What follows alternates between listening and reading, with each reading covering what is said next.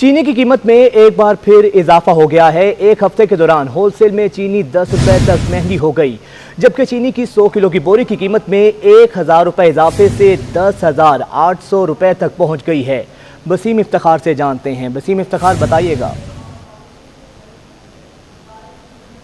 कीमत में एक बार फिर इजाफा कर दिया गया है और चीनी होलसेल की सतह पर तकरीबन 10 रुपए तक महंगी कर दी गई है। अगर हम बात करें चीनी के हवाले से होलसेल कीमत पे, तो चीनी जो है वो हमने देखा था कि 98 रुपए होलसेल पे फी किलो पर पहुंच गई थी, लेकिन अब हम देख रहे हैं कि होलसेल में तकरीबन 8 से 10 रुपए तक का इजाफा हुआ है, जिसके बाद होलसेल में चीनी जो है वो तकरीबन 106 रुपए से लेकर 108 रुपए तक पहुंच गई है। और इसी तरीके से हम देख रहे हैं कि एक्स मिल कीमत में भी जो है वो इजाफा हुआ है। और इसके साथ साथ अगर हम बात करें रिटेल के हवाले से, तो रिटेल में चीनी जो है मुख्तलिफ इलाकों में जो है वो फी किलो पे तकरीबन 10 रुपए इजाफे से 110 रुपए से लेके 120 रुपए फी किलो तक जो है वो फरोख्त हो रही है। और इसके साथ साथ अगर हम बात करें चीनी की जो 100 किलो की बोरी है जो कि 9,800 तक पहुंच गई थी, वो अब जो है वो तकरीबन 1000 के इजाफे से तकरीबन 10,800 तक पहुंच गई है। जो ताजिर हैं उनसे हमारी बात हो रही थी, उनका ये कहना है कि चूंकि अभी कुछ दिनों में जो है वो गन्ने की क्रशिंग का सीजन स्टार्ट होने वाला था, जिसके नतीजे में चीनी की किसी हद तक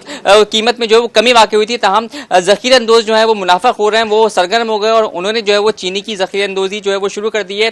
मसनूई तौर पर बहरान पैदा किया जा रहा है, मसनूई तौर पर किल्लत पैदा करके जो है वो तलब जो है वो बढ़ाई जा रही है, जिसके नतीजे में जो है वो कीमतों में जो है वो चीनी की कीमतों में उन्होंने इजाफा किया। और हम देख रहे हैं कि रिटेल की सतह पर जो है वो चीनी एक बार फिर महंगी हो गई। बहुत शुक्रिया वसीम आपका। Chairman wholesale grocery association Abdul Rauf Ibrahim ने कहा है कि चीनी की कीमतों में होशरुबा इजाफे की वजह सीजन का ऑफ और मिल्स में माल कम है। टीसीपी के जरिए यूटिलिटी स्टोर्स को चीनी फराहम की जा रही है, इसे रोका जाए। चीनी को होलसेल में फराहम किया जाए, माल होलसेलर डीलर्स को दिया जाए, वो 90 रुपए फी किलो में लेंगे और 92 रुपए में बेचेंगे। फिर इजाफा हो गया है, 108 रुपए और 50 पैसे एक्स बिल का रेट है और होलसेल में तकरीबन 110 रुपए। और जब रिटेल में ये पहुंचेगी तो 120 रुपए से 25 रुपए तक ये चली जाएगी। ये होश रुपए इजाफा इसलिए है कि आखिरी है, सीजन का ऑफ है और मिलों में माल कम है। दूसरा, जो यूटिलिटी स्टोर को जो माल दिया जा रहा है टीसीपी के थ्रू, उसको यूटिलिटी को फराहम ना किया जाए। 1.5 लाख टन आ चुका है और 1.5 लाख टन मजीद बाकी है, उसको होलसेल में फराहम कर दिया जाए। होलसेलर डीलर्स उनको दिया जाए, वो 90 रुपए में लेंगे तो 92 रुपए में बेचेंगे। डॉलर और दीगर करेंसी की हफ्तावार रिपोर्ट जारी कर दी गई है। रिपोर्ट के मुताबिक एक हफ्ते में इंटरबैंक में डॉलर 2 रुपए 82 पैसे महंगा हुआ है। अशरफ खान से जानते हैं। अशरफ, बताइएगा।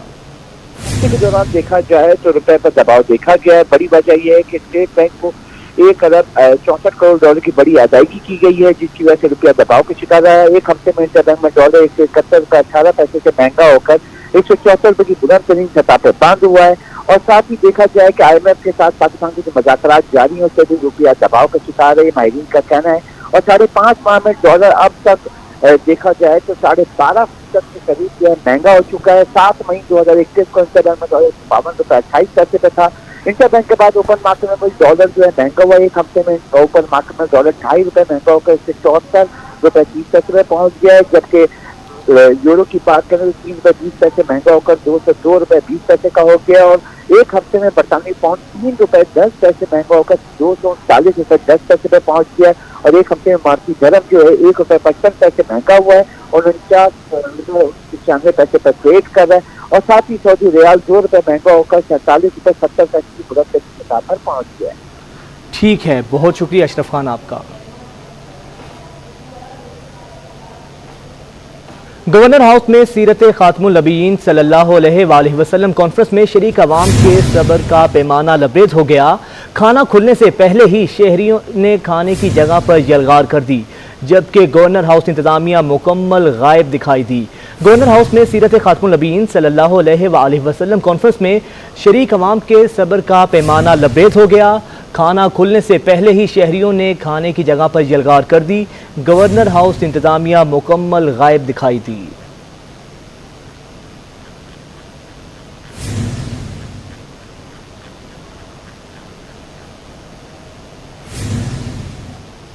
कराची से जाने वाली 7 परवाजें मनसूख हैं, 3 ताखीर का शिकार हैं। इस्लामाबाद के लिए सीरीन की परवाज ER504 कबल अज़ वक्त दोपहर 3:15 बजे रवाना कर दी जाएगी। मजीद जानेंगे, दिशान अहमद हमारे साथ मौजूद हैं। दिशान, बताइएगा, कोई नया फ्लाइट स्केड्यूल जारी किया गया है इन फ्लाइट्स के लिए?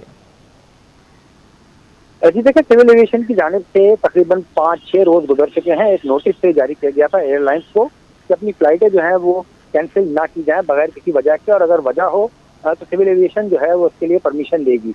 मगर अब भी जो रूटीन जो है वो बेहतर नहीं हो पाया है, ना तो PIA का, नहीं जो दीगर निजी ऑपरेटर्स हैं उनका। आज भी जो है वो कराची से जाने वाली 7 परवाजें जो है वो मनसूख कर दी गई हैं मुख्तलिफ बहानों से। कहीं इंतजामी मामला का बहाना किया गया है, कहीं लोड कम होने की बात की गई है, और कहीं तैयारों की अदम दस्तियाबी की बात की गई है। तो PF141 है लाहौर के लिए, PF402 है लाहौर के लिए, ये कैंसिल की गई है। इसके अलावा PA404 लाहौर के लिए, ये भी कैंसिल कर दी गई है। जोब के लिए PK 528 है, ये कैंसिल हुई है। इसके अलावा इस्लामाबाद के लिए एयर ब्लू की परवाज है PA 206 और 208, ये दोनों परवाजें कैंसिल कर दी गई हैं। इसके अलावा PIA की सियालकोट के लिए परवाज है PK 396, इसको भी कैंसिल कर दिया गया है। इसके अलावा 3 परवाजें जो हैं वो ताखीर से रवाना की जाएंगी। 12 बजे एक परवाज रवाना की गई है, तकरीबन 4.5 घंटे ताखीर से PA 200, ये परवाज इस्लामाबाद के लिए थी, जो कि 4.5 घंटे ताखीर के बाद 12 बजे रवाना हुई है।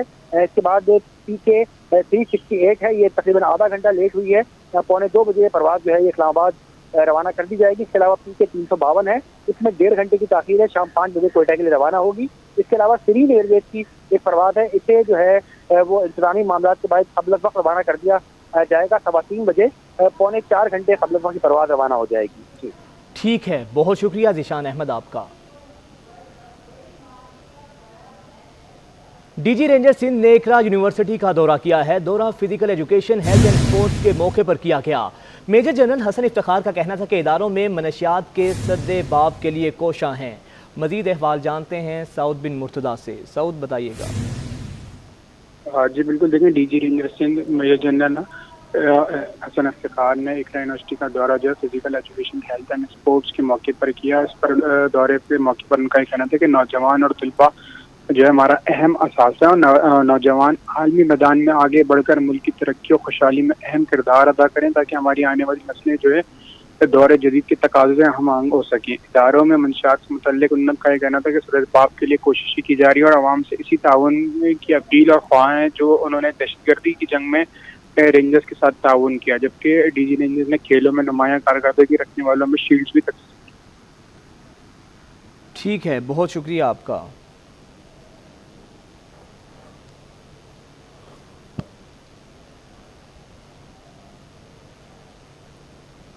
और अब आपको बताएं कि सरकारी स्कूल असातिज़ा के लिए खुशखबरी है। कई अरसे से ज़ेर इल्तवा तरक्कियों के लिए नोटिफिकेशन जारी कर दिया गया है। प्राइमरी, जूनियर और हायर सेकेंडरी स्कूल टीचर्स को 25 अक्टूबर तक तमाम दस्तावेज़ात जमा कराने की हिदायत भी जारी कर दी गई हैं। मज़ीद जानेंगे हमारे नुमाइंदे फैसल खान से। फैसल, आगाह कीजिएगा। जी, सरकारी स्कूल के असातिज़ा के लिए खुशखबरी है।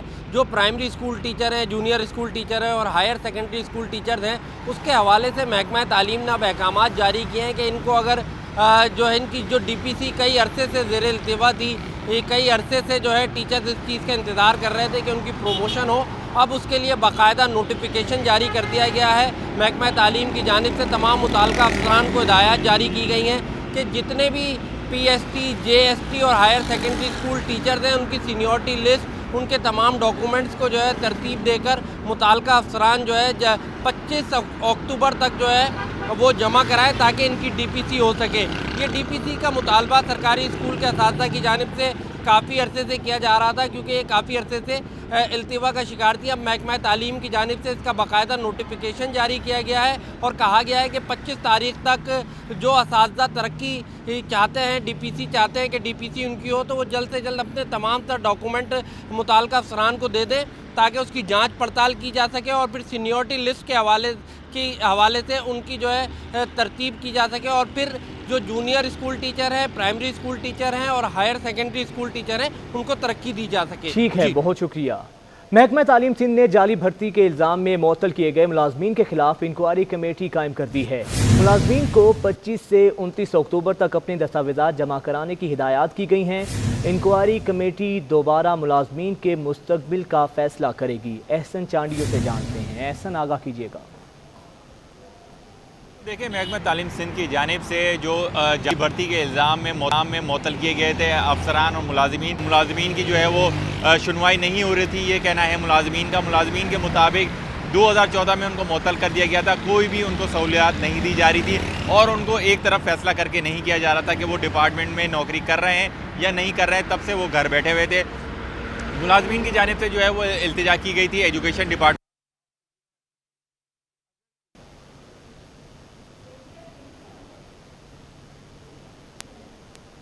डाउ यूनिवर्सिटी में छाती के सरतान से मुतल्लिक आगाही मुहिम का इनेकाद किया गया। तकरीब से खिताब में vice chancellor professor Saeed Qureshi ने कहा कि छाती के सरतान के बाइस अमवात में पाकिस्तान एशिया में पहले नंबर पर है।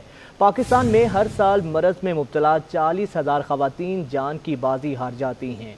आपको बता रहे हैं कि डाउ यूनिवर्सिटी में छाती के सरतान से मुतल्लिक आगाही मुहिम का इनेकाद किया गया। तकरीब से खिताब में vice chancellor professor Saeed Qureshi ने कहा कि छाती के सरतान के बाइस अमवात में पाकिस्तान एशिया में पहले नंबर पर है। पाकिस्तान में हर साल मर्द में मुब्तला 40,000 ख़वातीन जान की बाजी हार जाती हैं।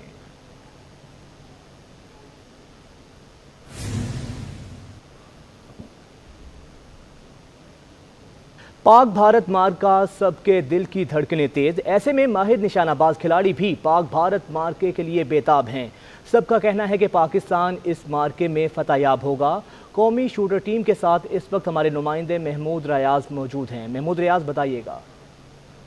पाकिस्तानी कौम खेलों से इंतहाई मोहब्बत करती है, मगर जब क्रिकेट की बात की जाए तो दूसरे खेल वाले भी जो हैं वो क्रिकेट से मुतासिर हुए बगैर नहीं रह सकते। और जब टाकरा हो पाक भारत रवायती हरीफ के दरमियान तो इसकी जो है करंट और वो हरारत जो है और ज़्यादा बढ़ जाती है। इस वक्त हमारे साथ पाकिस्तान के नेशनल शूटर्स मौजूद हैं जो कि बिल्कुल ताक कर निशाना लगाने में महारत रखते हैं। इनसे देखते हैं कि ये क्या समझते हैं कि पाकिस्तान का निशाना भारत को लगेगा या चूक जाएगा। आप बड़ी निशाने हमने देखा है 9mm और दीगर, तो इस दफ़ा मैच कैसे देखने में टीम की परफॉर्मेंस है या जो तैयारियां हैं, हमारी दिली ख्वाहिश तो यही है कि पाकिस्तान विन करे। और पाकिस्तान में जो जज्बा है तो उससे भी हमें यही लगता है कि इंशाल्लाह पाकिस्तान टीम कुछ भी कर सकती है और इंशाल्लाह हम विन करेंगे। अच्छा, शूटिंग में भी कई दफ़ा ये है कि भारत के साथ आप लोगों के मुकाबले होते हैं तो बिल्कुल इसी तरह का ये होता है जैसे क्रिकेट के अंदर है, वहाँ पर भी है? बिल्कुल ऐसे ही होता है। इंडिया को, भारत को हम ऐसे ही लेते हैं जैसे क्रिकेट में हमारी टीम्स लेती हैं उसको। और पाकिस्तान टीम के लिए बेस्ट विशेस कहूँगी।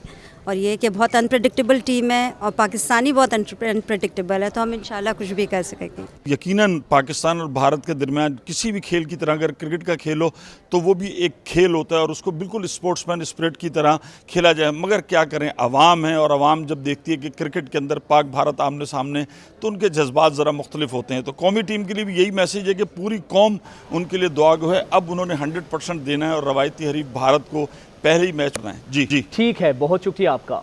रहनुमा तहरीक इंसाफ फिरदौस शमीम नकवी ने कहा है कि नैब करप्शन का ग्राफ नीचे लाने के लिए सही काम करे। 2 सालों में खुर्शीद शाह के केस का ट्रायल नहीं हुआ।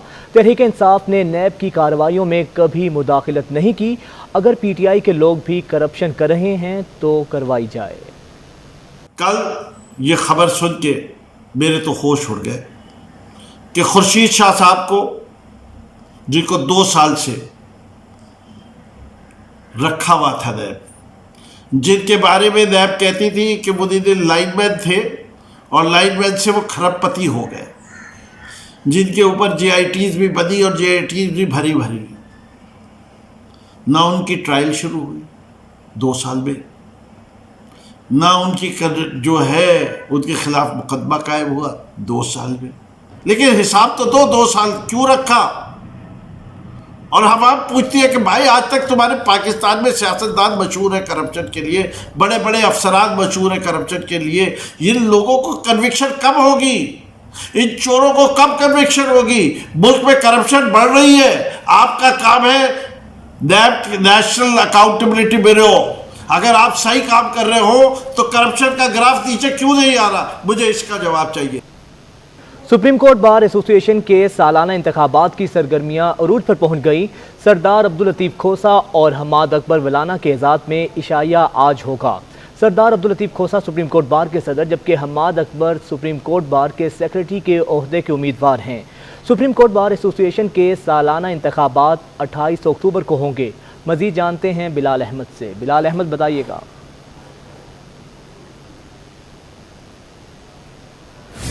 बिलाल अहमद, अगर आप मुझे सुन पा रहे हैं तो बताइएगा किस तरह की तैयारियां हैं इंतखाबात की, क्या तफसीलात हैं आपके पास? जी, सुप्रीम कोर्ट बार एसोसिएशन के सालाना इंतखाबात की सरगर्मियां अरूज पर पहुंच चुकी हैं। सदर के लिए सरदार अब्दुल लतीफ खोसा हैं, जबकि हम्माद अकबर वलाना सेक्रेटरी जनरल के उम्मीदवार हैं। आज मूविंग पीक में 7:30 बजे इनके एजाज में एक डिनर रखा गया है, जिसका इंतजाम और जो मुंतजमीन है उनमें रशीद रिजवी, मुनीर मलिक, आगा रफीक, मुश्ताक मेमन, अरमन मंसूर खान, बैरिस्टर सलाउद्दीन, शहादत अवान, जियाउल हसन लंझार और दीगर वकला हैं। वकला क़यादत ने वकला बरादरी से दावत दी है कि इस डिनर के अंदर ज़्यादा से ज़्यादा शिरकत करें। ठीक है, बहुत शुक्रिया बिलाल अहमद आपका।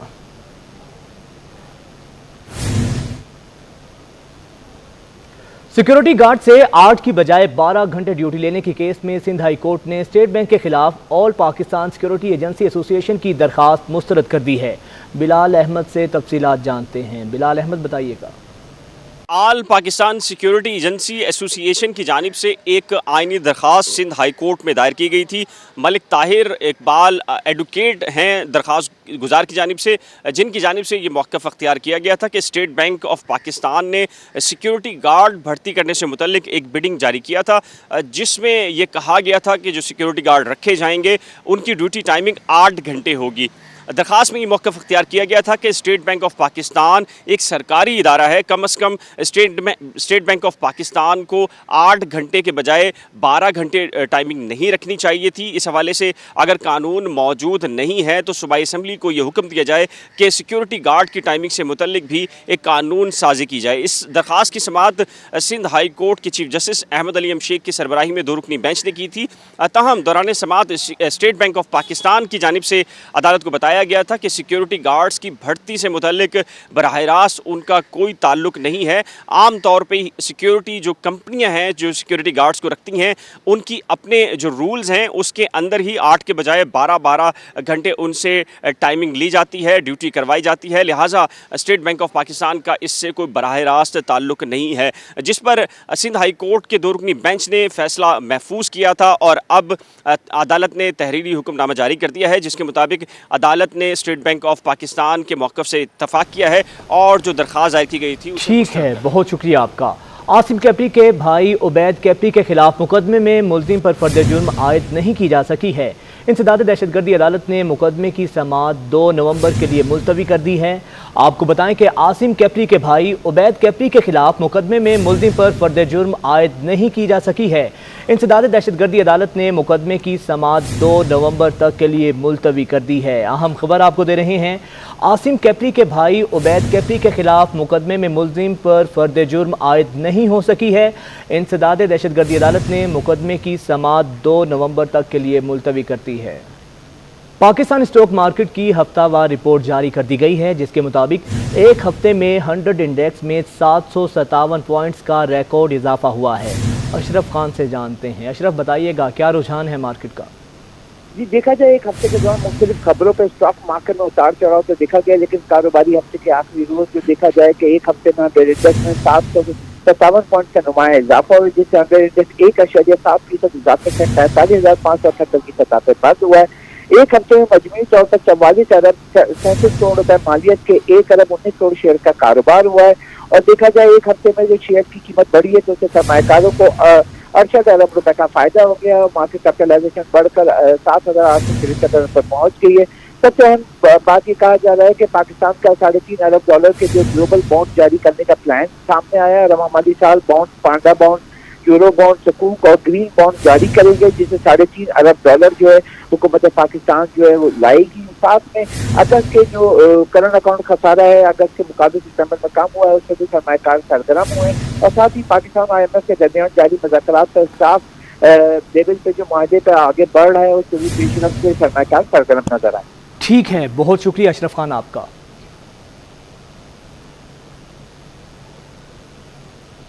मुल्क में माहौलियाती तब्दीली से मुतालिक दस्तावेजात और रोड मैप शेयर न करने पर वफाकी और सिंध सरकार में ठन गई। सिंध सरकार ने वफाकी सरकार को तहफ़्फ़ुज़ात पर मबनी खत इरसाल कर दिया। वज़ीर माहौलियात मोहम्मद इस्माइल राहो कहते हैं, वज़ीर आज़म की सदारत में इजलास होगा तो हुआ तो सूबों का मौक़िफ़ ही नहीं सुना गया। मामला क्या है, आज़ाद नोहरियों से जानते हैं। आज़ाद बताइएगा। जी बिल्कुल, ये सूबाई वज़ीर माहौलियात मोहम्मद इस्माइल राहो सिंध के उन्होंने 2 सफ़ात पर मुश्तमिल ख़त जो है वज़ीर आज़म के मुशीर बराए माहौलियात मोहम्मद असलम के नाम से अरसाल किया। उस ख़त में उन्होंने शिकायत की है कि वफाकी सरकार ने माहौलियात से मुतालिक दस्तावेजात और रोड मैप शेयर न करके सिंध के साथ नाइंसाफ़ी की है। उन्होंने ख़त में कहा है कि United nation convention climate change में। ठीक है, बहुत शुक्रिया आज़ाद नोहरियो आपका।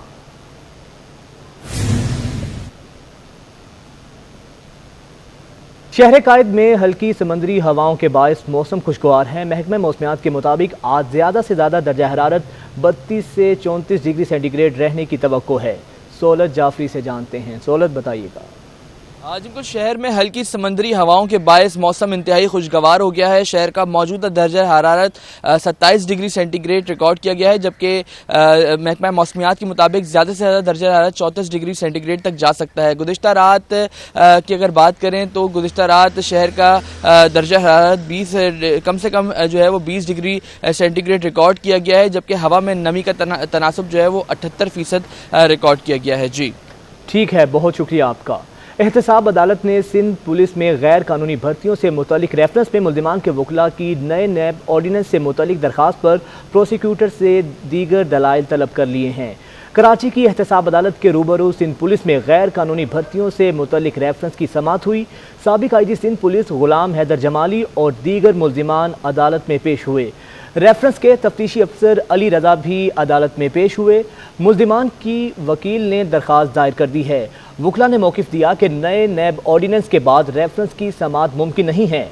अदालत हमारे मौकिल के खिलाफ रेफरेंस की समाअत नहीं कर सकती। रेफरेंस में नामजद मुल्जिमान को बरी किया जाए। अदालत ने दरख्वास्त पर मुल्जिमान के वकला और प्रोसिक्यूटर से आइंदा समाअत पर दलाइल तलब करते हुए समाअत 4 दिसंबर तक मुलतवी कर दी है।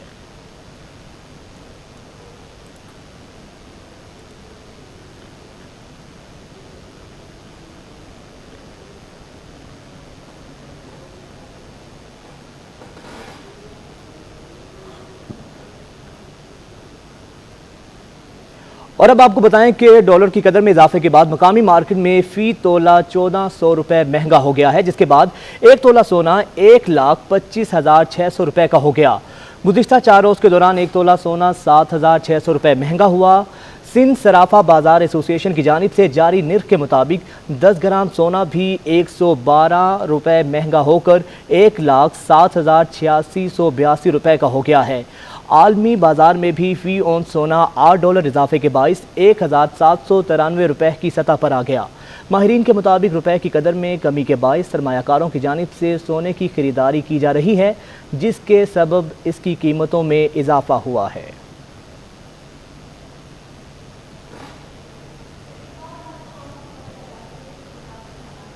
और न्यूज़ स्टूडियो से फिल वक्त इतना ही।